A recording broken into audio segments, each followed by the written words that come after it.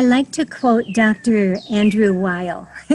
He's known as a health guru, and he's been a proponent of breath for actually a number of decades.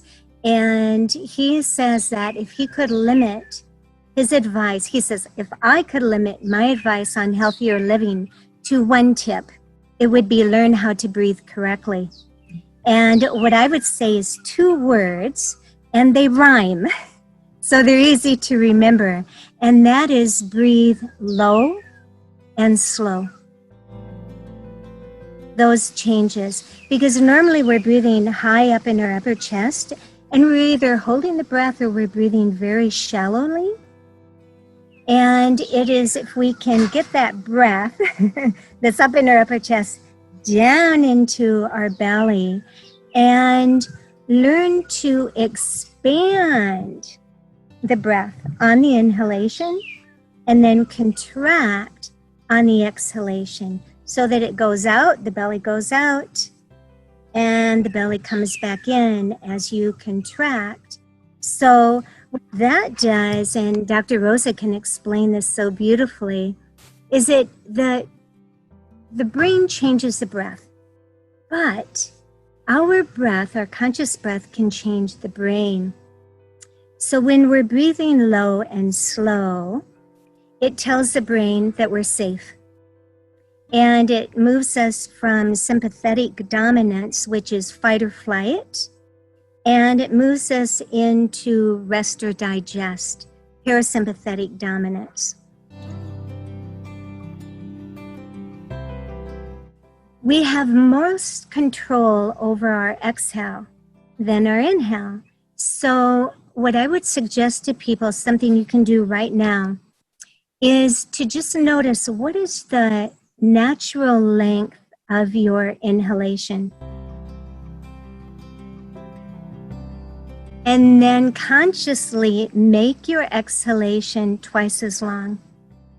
So that if your inhale is, say, to a count of 2, then you exhale 1, 2, 3, 4, and then just allow the next inhalation to be a relaxed expansion of the belly, and then the exhalation, a conscious contraction inward, twice as long. Now, you always want to stay comfortable with this. So what I find happens to people so quickly, and they're usually so delighted about this, is that you can increase your counts so quickly and easily. So pretty soon with that longer exhalation, you find that your inhalation is deeper and longer, more oxygen to the brain, more oxygen to the cells in the body, and then deeper, slower, longer exhalation.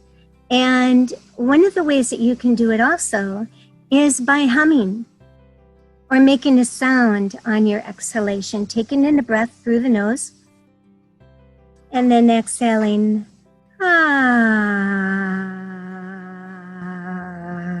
however long that you want.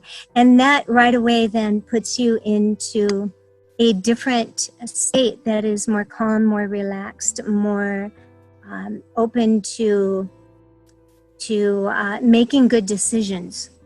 You're using your prefrontal cortex, which is the part of the brain that we want to utilize the most.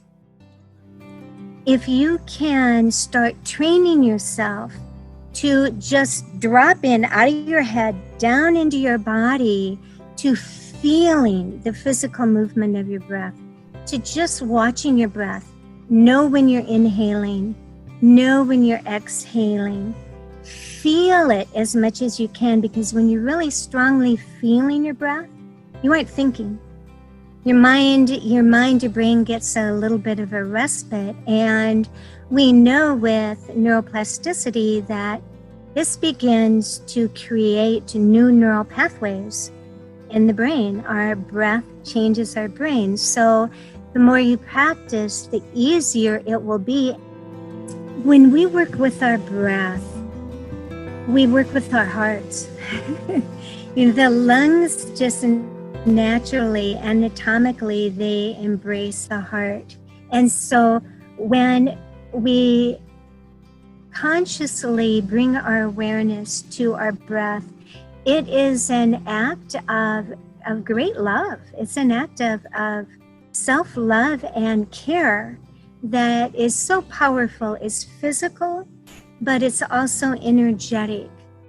And during this time, there's a lot, people are experiencing a lot of losses and a lot of heartache. And so with the conscious breathing of awareness of the breath and noticing the movement of your breath, is we are strengthening our hearts also, physically and energetically. So I would like to offer that.